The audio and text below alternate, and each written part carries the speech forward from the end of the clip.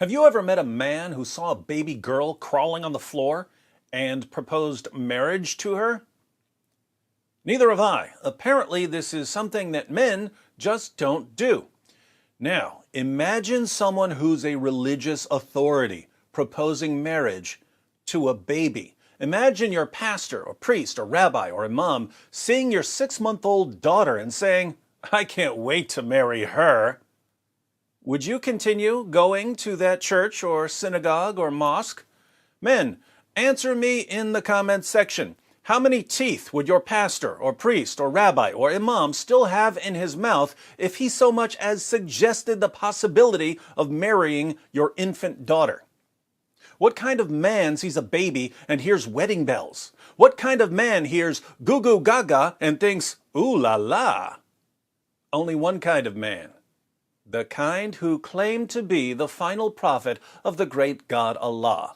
Ibn Ishaq, page 311.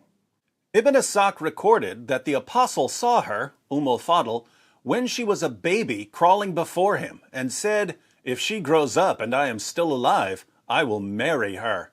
But he died before she grew up. Lucky girl. Name one way this guy isn't the creepiest person who ever walked the planet. Muhammad saw a baby crawling in front of him, and he said, "If she grows up and I'm still alive, I'll marry her." Keep in mind that when Muhammad talks about a girl growing up, he's referring to the girl reaching the ripe old age of 6.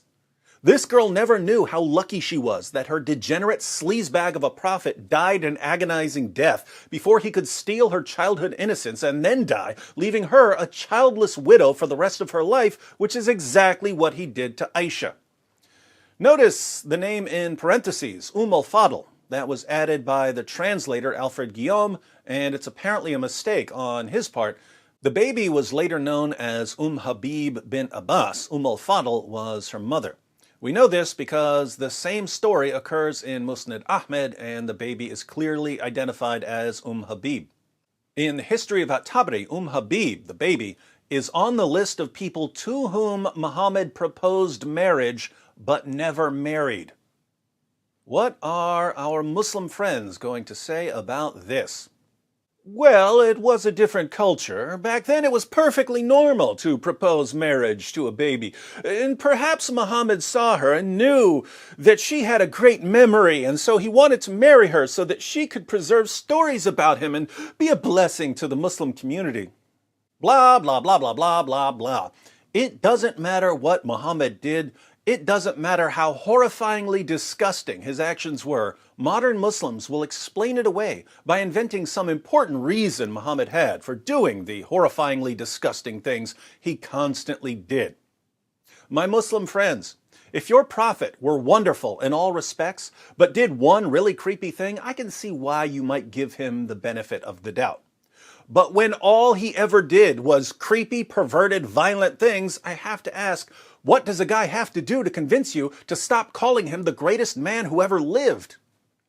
Your prophet, whom you regard as the greatest man who ever lived, proposed marriage to a baby and had sex with a 9-year-old girl and took the wife of his own adopted son and broke an oath he made to his wives that he would stop having sex with his slave girls, and beat his wives, and allowed his followers to hire prostitutes, and beheaded hundreds of Jews, and tortured a man for money, and ordered his followers to execute anyone who leaves his religion, and tried repeatedly to commit suicide, and admittedly delivered revelations from the devil, and walked around covered in semen, and put his male followers on a strict schedule of shaving their pubic hair, and kissed a pagan rock, and bought, owned, sold, and traded black African slaves.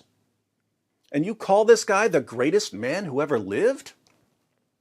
You might just as reasonably call him the greatest computer programmer who ever lived, or the greatest tennis player who ever lived, or the greatest yachtsman who ever lived, because none of these titles make any sense when applied to Muhammad.